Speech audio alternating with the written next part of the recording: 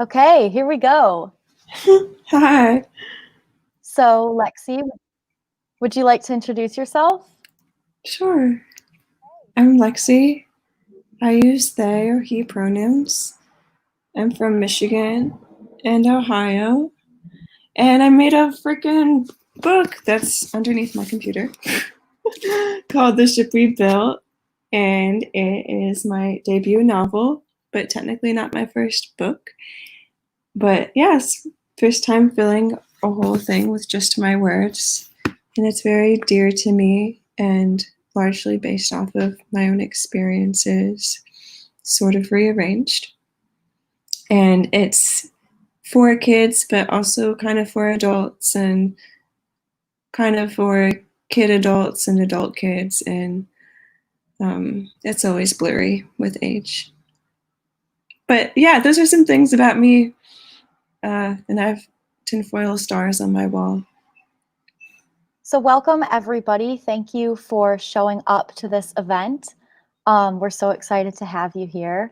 And we're so excited to have you, Lexie. Um, so, basically, we're just going to be, well, Lexie's going to be talking about their book and what it's like to be a queer and trans multimedia artist and an author and a published author. And if you in the audience have any questions that you would like to ask Lexie, feel free to leave them in the comments, and we will see if they can get answered. So, without further ado, Chase and I are going to be here asking some questions, but mostly we're just going to be focused on Lexie here. So, I'm going to put you up on the screen, and there we go. Cool. So, I guess the first question we wanted to ask you was, what made you want to become a writer? It's funny because had I thought as a kid, and a kid meaning like 24 and under, I never would have thought I would have written a book with just my words or have become a writer.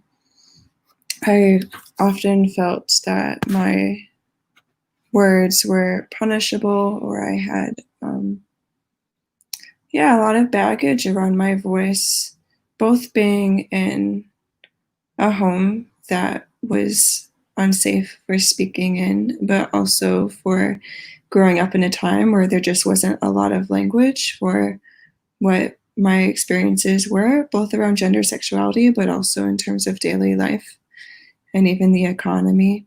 It was just a really blurry time, and so I felt really detached from words, or felt that they were bigger than me, or they weren't even for me. And what changed was when I was in college.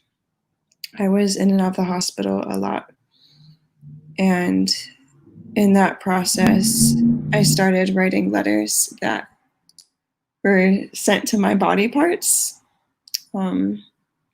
because I realized in a space that was designated for healing, like a hospital, I wasn't getting better, because so much of what I was feeling was related to my mental health and physical health being a domino effect from my mental health.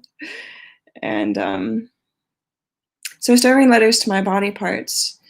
And when I got out of the hospital, I started collecting letters that other people wrote to their body parts and started making books related to that. And so my introduction to writing came from a place of feeling far away from myself. And if I had started that journey with the thought of like, I'm going to share these with everyone, or I'm going to put them in a book, I never would have wrote them. And what helped me feel brave enough to publish them to begin with was that all of these letters people were writing to their body parts were coming out together. And so there was a sense of solidarity and a sense of essentially a book of pieces, literal pieces, essays or poems, but also pieces of our bodies to create a new body of work. And so my foundation of writing comes from a place of bringing a lot of people with me.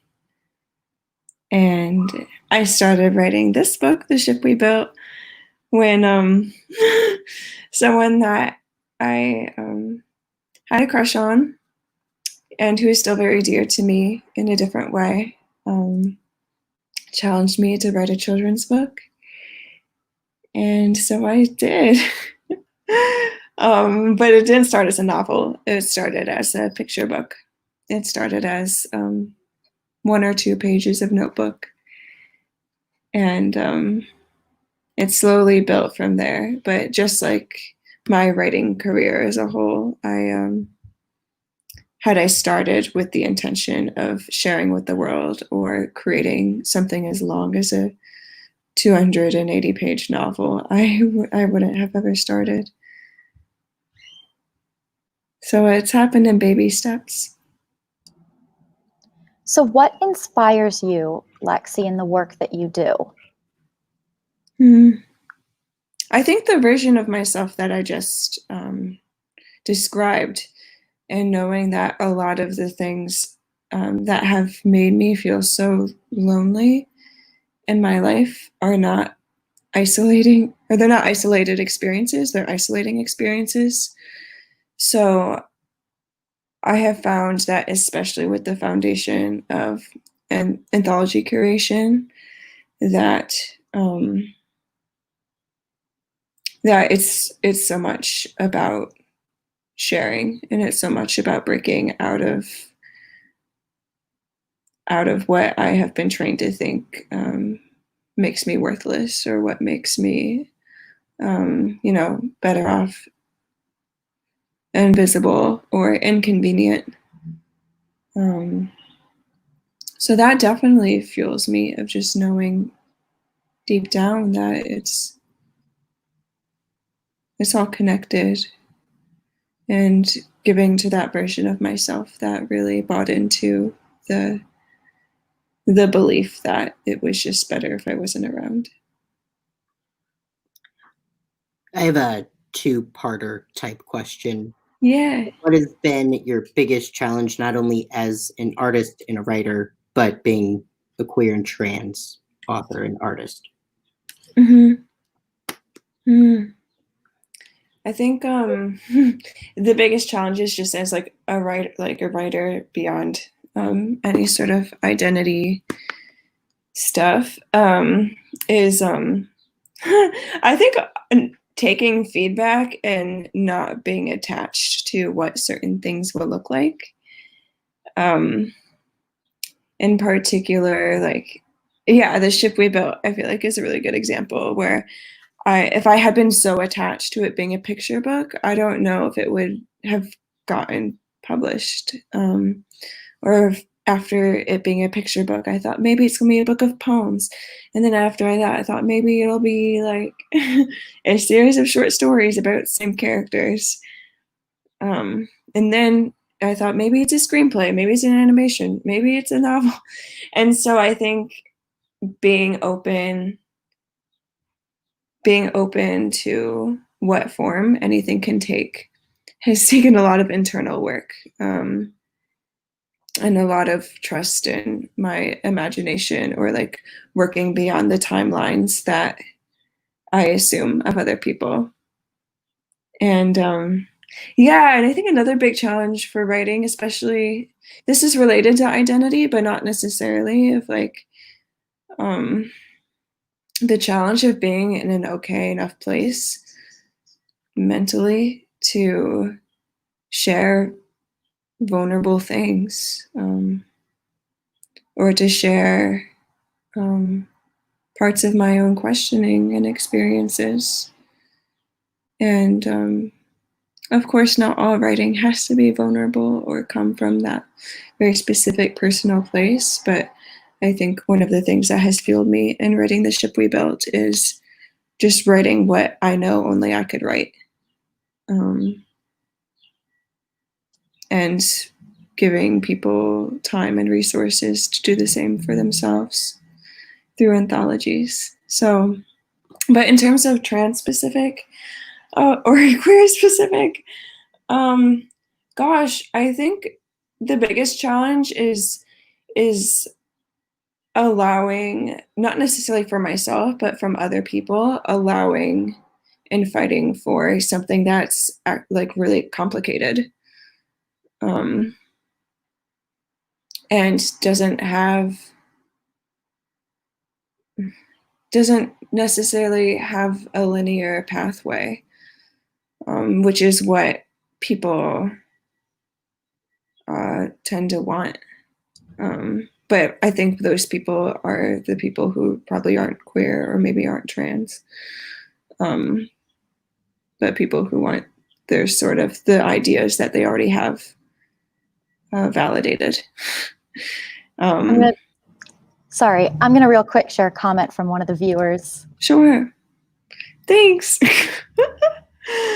That's nice thing to say.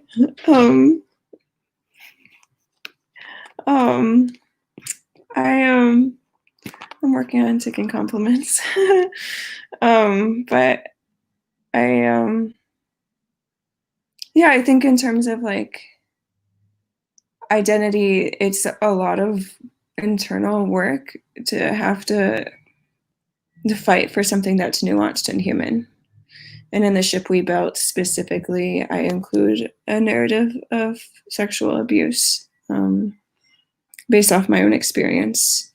And I think the decision to include that was really tough. And I think in terms of identity, that part of my growing up around sexual abuse has in some ways made it, that's been the biggest barrier for me in terms of my voice, because when I was Rowan's age, the name of the main character in the ship we built, I stopped talking.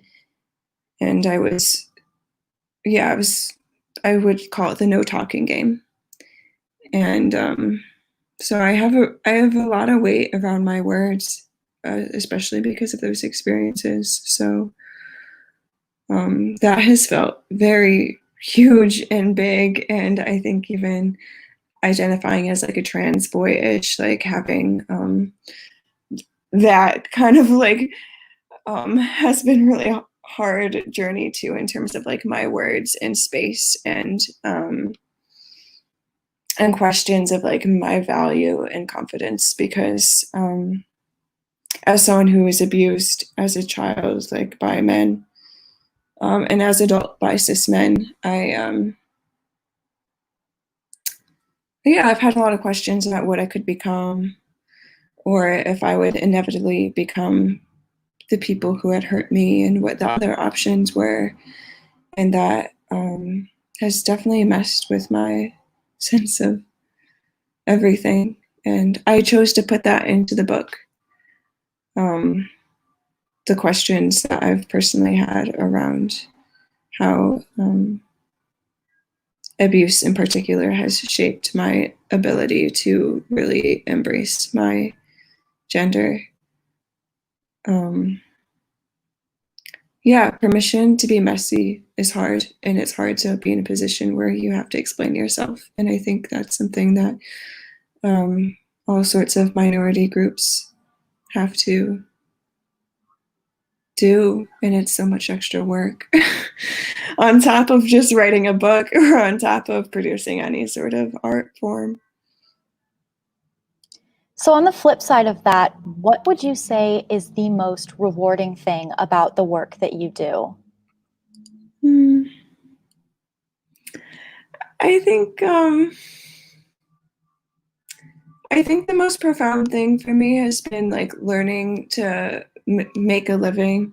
I put that in air quotes because like I'm like, just getting by, but like I'm making a living by creating narrative and conversation around the things that have almost killed me. So that has been, I don't even know if rewarding is the right word, but it's been, I'm smiling at the ice cream truck driving by. Yeah, I don't know if rewarding is the right word for that, but it's been a real massive gift and privilege. to do that. Yeah. Ice cream, yes. I actually, when the book came out 2 days ago, and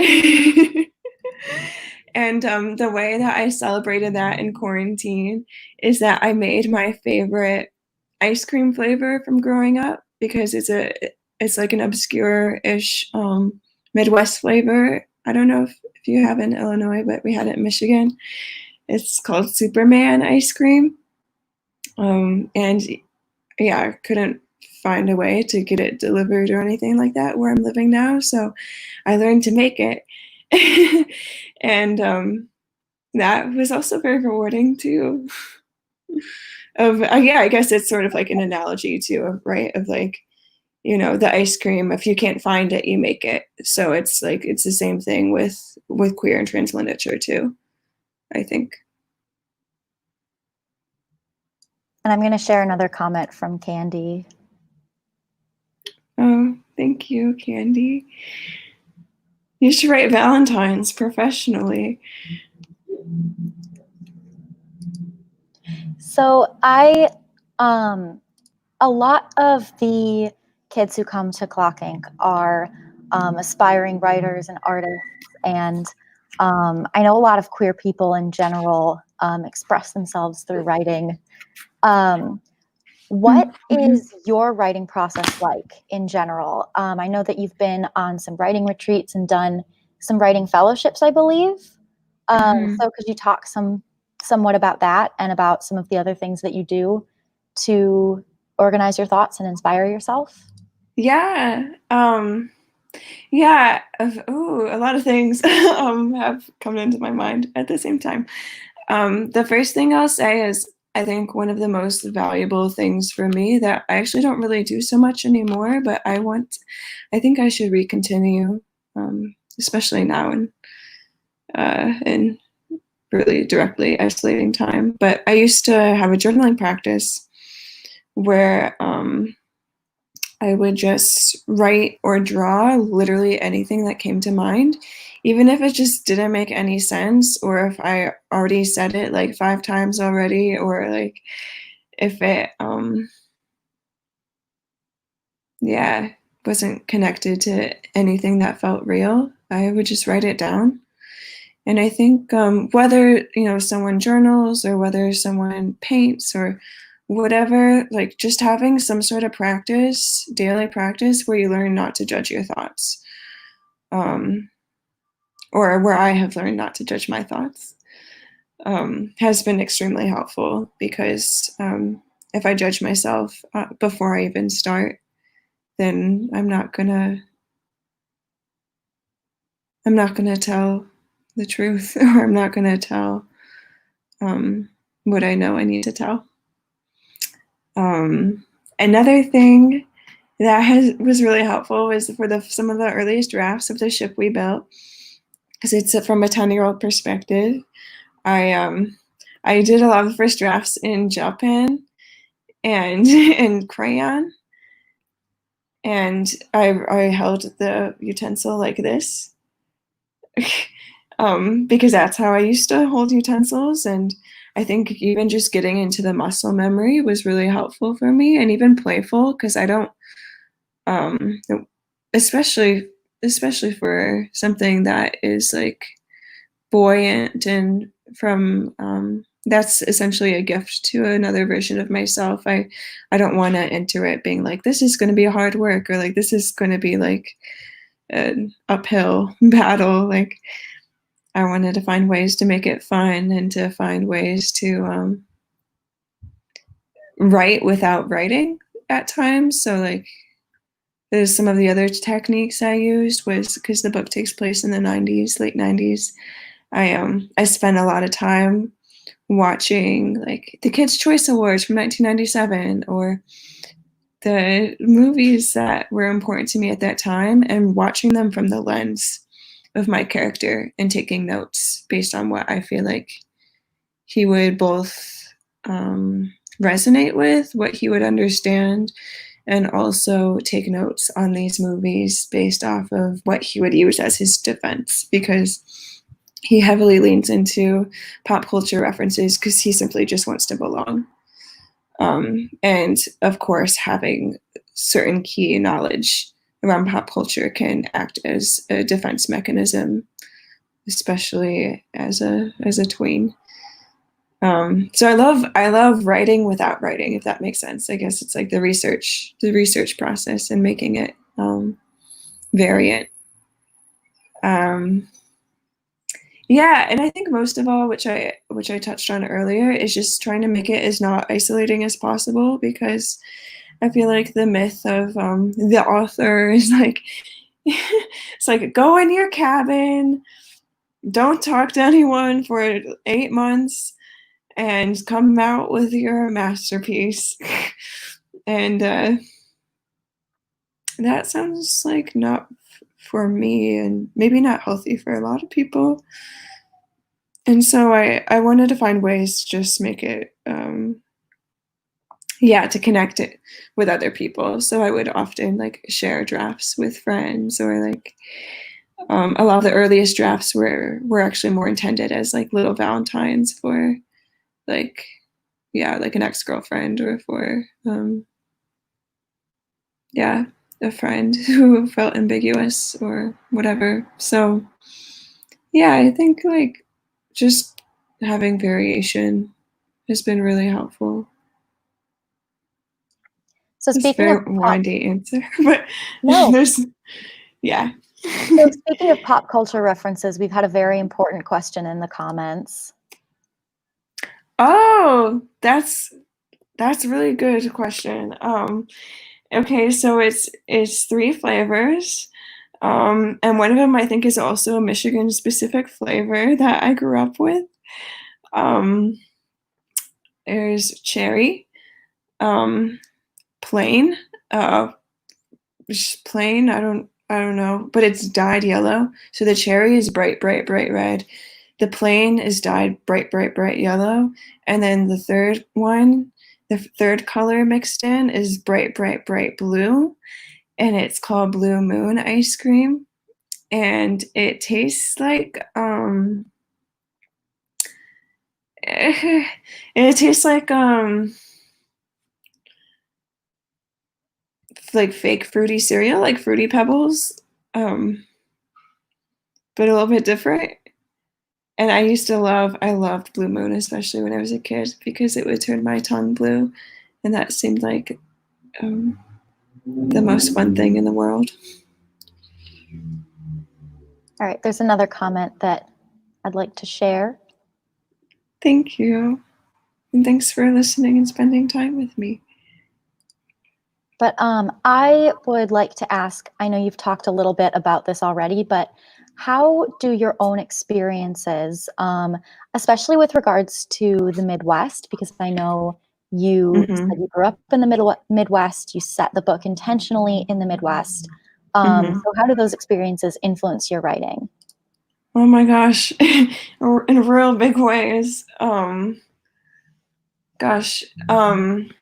Yeah, a few things come to mind. One is that I think, and this is a generalization, of course, and is more just based off my experience, and people obviously have different experiences, but I think there's a general culture of like not messing things up, or like politeness, or this sort of like, you smile through the pain. And I think that's a big theme of the book, for sure, of and part of the reason I think Rowan chooses not to speak as a defense mechanism, because he's so afraid of saying the wrong thing, or afraid of like not being perceived as like how he's supposed to be. But I think another underbelly of that is the economics of the Midwest. Like in the book, it centers more around the fall of the copper and mining industry. And for me growing up, it was the automotive industry. and how there's just so many people I knew growing up, like, were involved in that industry, and so much pride was placed on an industry that was hurting, or experiencing severe loss and change. And people, I think especially white people, like, place a lot of their value around their jobs. Or it's the thing that, like, they had when they didn't go to college, or it's the thing that they, like, that has, like, stuck by them. Or, like, some of these places throughout the Midwest used to be, like, one of the easiest places in the world to get a job, like, for the average person who didn't have a college degree. And things have changed, and that has led to, in my experience, like, a lot of addiction issues, a lot of identity loss, and clinging to something that that isn't around in the same way. And what does that do for somebody's sense of worth and identity? And also the sort of spiral, especially for men, of, like, if they don't have the job that makes them valuable, and that kicks up addictions, how does that change household dynamics? Like, how does that change, what happens in people's homes in terms of abuse and in terms of losing control, in a world where control has been lost, or was maybe never there to begin with. And I think the third thing about the Midwest that really, like, I have been feeling pretty hard is, like, I'm really thankful in some ways for my growing up experience, even though it's extremely hard, that, like, my queer friends, I feel like we really needed each other. There was a sense of really needing each other, because there weren't that many of us, or, like, so many of us were afraid to go home. So, like, we had to find ways to stay after school, or, like, find ways to connect, like, online, or through secrets, like, secret bridges and all those things. And I feel so grateful for that, because when I went to college, ironically, I went to Oberlin College. I was born in Akron, in Ohio, and I eventually went to Oberlin College. And it's known for a lot of things, but one of the things that was really tough for me when I was there, and was, most people who went to that school were from the coast, or just had radically different contexts growing up, or in their life pre-college. And I felt really weird being one of the few people who was, like, actually from the region, at this school where most people weren't from the region. And, like, people, like, made a lot of comments about my accent, which I've learned to hide, or, like, it made me feel like no one was actually listening to me. There's a very specific brand of, like, queerness that I just felt like I didn't fit into, to the point where, like, I was 19, 20, and I actually thought to myself, like, maybe I can't be queer because I'm from here, or, like, because, like, I don't, I'm having a hard time fitting with these other people. And I think, beyond the context of the Midwest, a lot of queer people have questions around enoughness, and how that can also, there can be layers with that, with intersections of other identities, of being enough. And I think in a lot of ways, social media has made that both better and worse. But all this to say, to answer your question about the Midwest, like, that was one of the reasons I felt very strongly about setting it there, was because I feel like it led to a lot of additional questions around enoughness, especially, like, A lot of conversations I have people who like have lived in New York a long time or the Bay Area for a long time, like especially older generations, like can tend to say things like, oh, like we're in a post-gender society or we're in a post-da-da-da society, or like, you know, like we've come such a long way. And like, yes, we have, but also I really am going to push against that because most queer people I know from Michigan, not Ann Arbor, um, not Ann Arbor, Michigan, like have had addiction issues, have been in abusive environments, have wanted to die. Almost all of them have wanted to die. So like I feel like it's my responsibility as someone who like has left and come back and left and come back to like yeah, to talk about those things and to yeah, say yes, even though this takes place in the 90s, it's still relevant. It's still a part of our experiences. It's in our bodies. It's in our culture. It's in the things that we don't talk about. So, yeah, I could go off a little bit more about that, but yeah, that's So, that. so we would love for you to talk a little bit more. We've got some questions a little bit more specifically about the ship we built. Yeah. Could you really quickly, before we ask those questions, just like summarize the book? Because you know, you've talked a bit about what it's about, but just give like a little summary. Yeah, so basically every chapter is a letter that's attached to a balloon, and at first it's with the intention of connecting with someone who won't judge or someone who doesn't have the daily context of Rowan to decide what is believable or what is valuable. And then over the course of the school year, it shifts for him as he essentially learns to connect with someone who is where he is, and not having to reach out in the same way. It's also a lot about using imagination as a tool for survival and really sitting in the everyday moments and making room for that, because I feel like trans or queer people don't like have to do or feel extraordinary things in order to be listened to.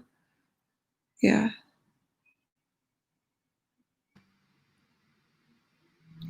What is your hope for LGBT youth as a whole, but also while being in the Midwest? What is your hope for them to get out of this book?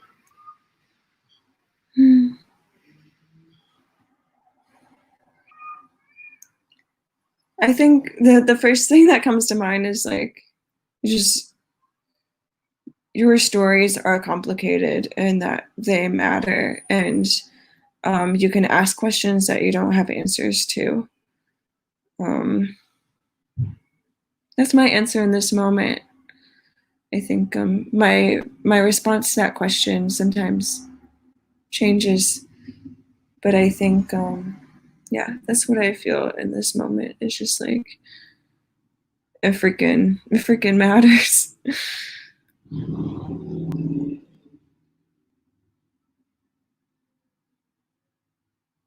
So, who did you write this book for? I know you mentioned writing it as sort of a challenge from somebody who was very important to you. But going into the book and throughout the process, did you ever have a specific audience in mind? And like, how did that influence the process? The very, very, very earliest drafts, yeah, like you pointed out, the audience was one other person and myself, really. In every draft, the audience has expanded, I would say. But I think ultimately the book is for for a few kinds of people, or it's a love letter / gift to a few kinds of people, and I appreciate and advocate for people who I don't list right now to also like find moments of resonance and resource in it. But definitely for people who have had big questions around masculinity specifically, queer people who struggle with enoughness, and that's of course tied to regionalism, is for no matter what gender, but I think especially boys, like cis or not, but anyone who's a survivor of childhood sexual abuse. I also think of it as a gift for like people who are just lonely and don't know how to ask for help or feel like different kinds of barriers to that. And yeah, and lastly, I think it's for people who feel the power of the absence of somebody, whether the absence is a parent who's either just gone or neglectful, or so wrapped up in their own pain that they can't see you, or the absence of a friend, especially when you're young and there's just fewer ways of explaining things. And yeah, and fewer ways of reaching out without some sort of gatekeeper or yeah. So we were hoping you could talk a bit to some of the people, especially young people, who might also be queer or trans aspiring authors, artists, people who want to do the things that you do. So I'd like to ask, how do you think someone can express themselves through art or writing if they feel like they're not talented enough? I resonate with that a lot. I resonate with that a lot because that was one of my big barriers. And I think I ultimately just started doing it as like a lifesaver that was just thrown at me. But I think in some ways just starting as something that's just for you or for one other person. And for me, in my case, it helped to actually start with one other person in mind, because I'm not good at doing things for myself. I'm not good at giving gifts to myself, and it's something that I want to work on. But so it really helped me to have that sort of outside accountability, or this sort of like another person in mind, because yeah, I'm working on that. But yeah, because when you start with a big audience in mind, or when I started thinking with like a big audience in mind, I got blocked by not just questions of talent, but questions of accountability for what I say, questions of whether it will make my situation better or worse to be upfront about it. So I think there's a lot of layers to that in particular. But in terms of talent, I think go with what only you can tell, like I mentioned before, because if you tell what only you can tell, then it's yours and it's the truth, and the truth is powerful and respected. And there are also some strategies for if like sitting down and writing is difficult, which it can be, especially depending on the environment that different kinds of people are quarantined in right now. One of the things that was really helpful for me for another writing project that I'm still poking at a little bit, but I started it as sort of an interview series. So I didn't start off with writing. I started off by talking directly with people who were from my life and could help stimulate certain memories or help just work through a conversation that I felt stuck on.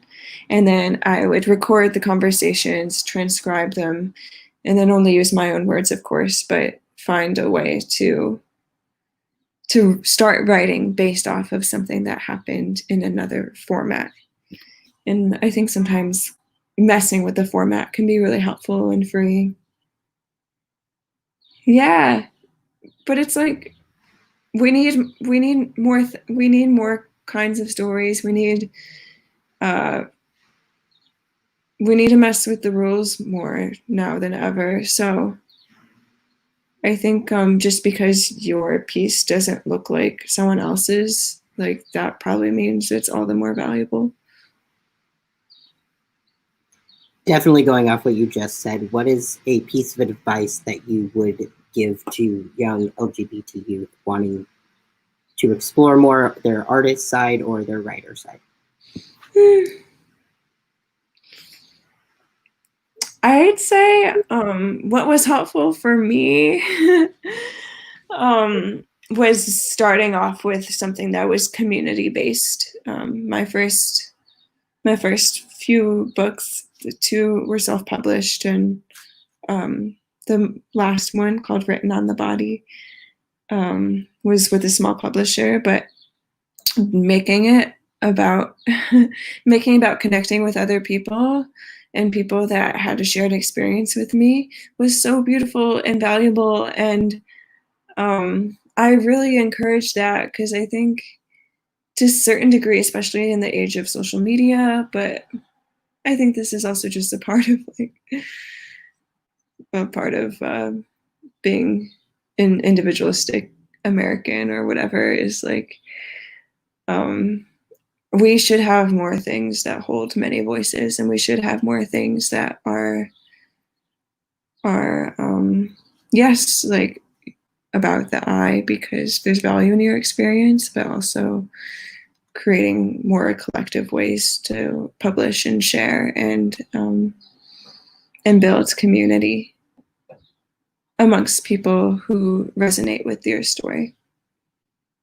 And that can allow for more accountability, especially for people who might be intimidated or have questions around things like talent.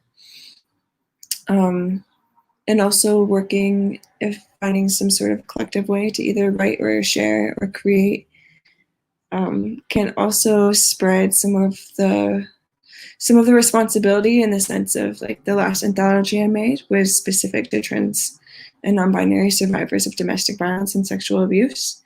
And had I stood alone on that story, I don't know if I would have been able to survive sharing it at that particular time in my life. And so doing it alongside like 40 other people was so important to me. And in some ways was the only way I would have been able to do it at that time in my life. So yeah, I guess I want to encourage people to create together, especially now, especially as people are in their own homes or in homes that aren't theirs, and it's a weird in between time where we can forget each other and forget ourselves at the same time. Well, thank you so much for that. I'd just like to once again invite everybody who is watching, if you've got any questions or anything that you want to say to Lexie, feel free to put that in the comments. But right now, we're going to talk about some things that Lexie wants to share with everybody. Oh, yeah. Should I talk about the activity book now, or should I read from the book now? You can talk about the activity book if you'd like. Okay, cool. Well, I made an activity book inspired by the other book, The Ship We Built. The activity book is full of drawing prompts and writing prompts, or just passing time prompts. I hand drew all the pages one weekend, and whether or not you read the book, it's still a nice way to, connect with yourself or others, or simply pass time. And it'll be, oh yeah, here's some example pages. And I believe in the comment section, a link will be shared as well if you would like to download it. Oh, here's a link too.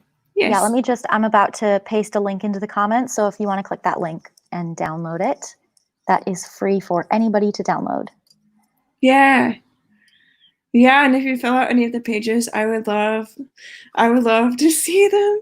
So if you if you do that, and I don't know, tag me on Instagram, which I have listed in the activity book, as okay Lexie Bean.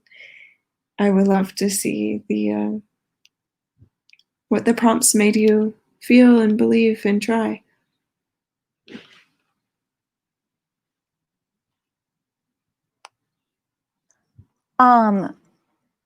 We also want to invite anyone to order the book online if you are interested.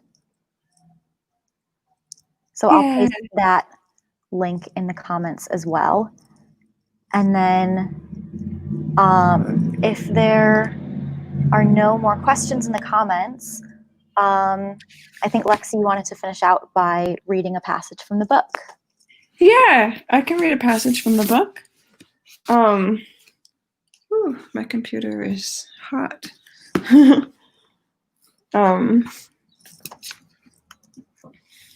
just studying my computer. Okay.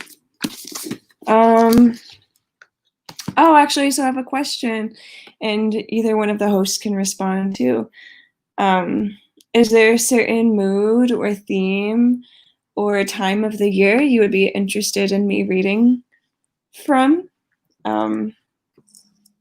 Ooh, Chase just walked out. I am so sorry, but yeah, Oh, he's not there. So I'll do this. But I don't know, maybe something with like a hopeful message. Okay, I got you. This is a pretty difficult time for a lot of the people in our community. Yes, true. Let me just find. I'm just going to leave that link up on the screen, and I pasted a link to purchase the book in the comments as well. So if you're interested at all, it is a wonderful, beautiful book, and thank you. I would recommend you check it out. I'm sure you would as well, Lexie. It's very dear to me. So I would love it if you bought it. Oh, that reminds me, I also, before I read, I made a form for if you want to buy a book, and you want to have it signed or personalized. I made a form so you can write out your name, where you want me to mail the stickers to, and then you can stick them in your book. So that will go in the comment section as well. But in the meantime, I'm going to read to you a short chapter, but it's a dear one to me. Yeah. And for those of you who are watching now, the reading portion of this event will not be posted online. It's live stream only. So whoever is listening now gets a nice treat. And if you're watching this after the fact, I guess this is where we say goodbye. So. Oh, right. Okay. Goodbye to those people. Thank you for being here. And I hope to send you a sticker if you'd like one.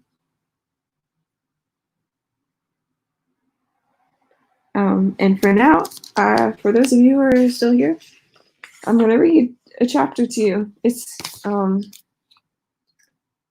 don't think you need much context for this one. Okay. Thursday, January 8th, 1998. Hi. Winter break is over, and I'm officially not grounded anymore. It's because I took down the Christmas tree and put the ornaments and angel into a box without anybody asking me to. My parents told me I did a good job doing extra chores.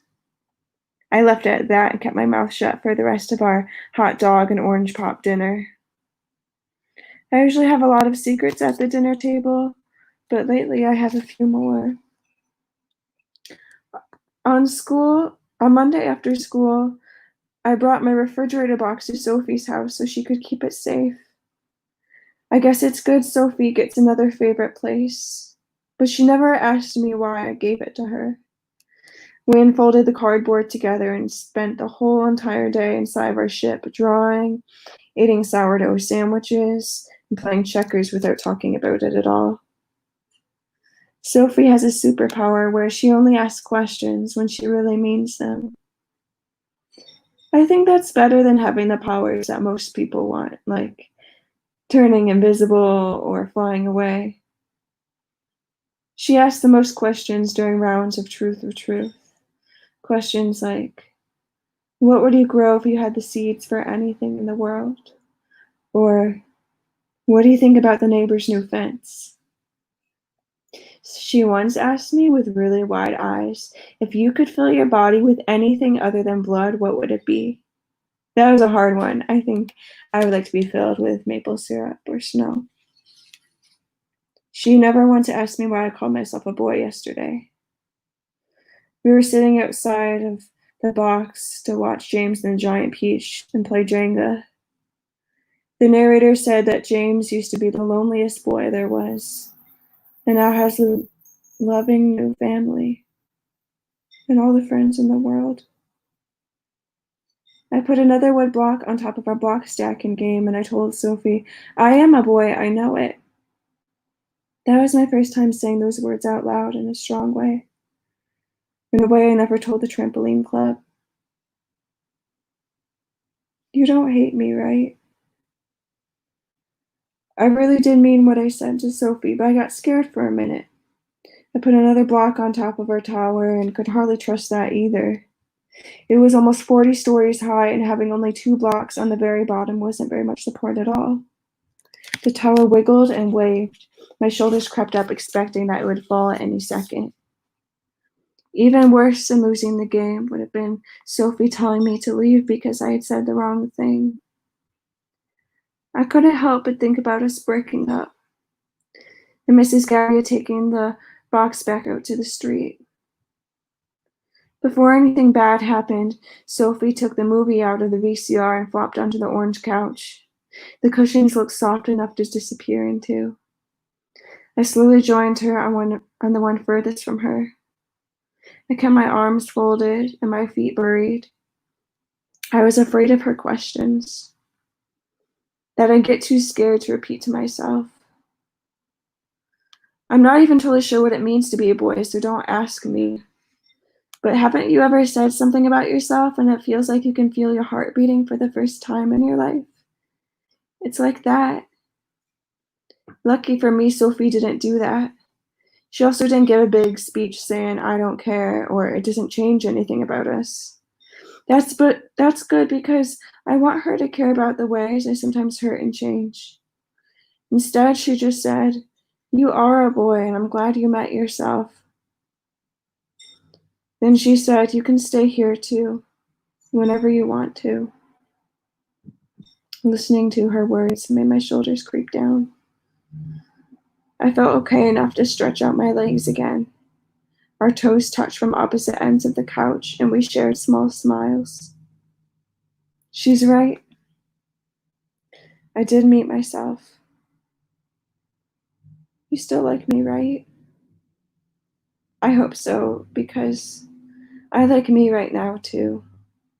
Just like James in the movie, I'm not meant to be miserable either. I hope you're also having a good day today. Sincerely, me. Yeah. Thanks for listening to that.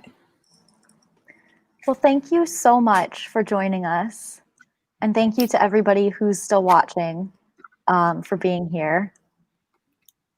Thank you. Thank you. It was great having your perspective where there's no book like this. And so many people are going to be able to relate and be I think grateful that there's a book that it's about them. And so they're going to be able to relate to you. And that's super powerful. And I think that's going to help so many people. Thank you. Thanks for saying that. It's a real gift to myself and others. And I'm really thankful. And we're Sorry. Rock, paper, scissors. What? We're really glad that you were able to join us today and to talk about this amazing book. Thank you. And thanks for hosting me. I hope everyone enjoys the rest of your day. And I'm excited to send you stickers. Everybody order a book and stickers. Woohoo! With that, Have a good one.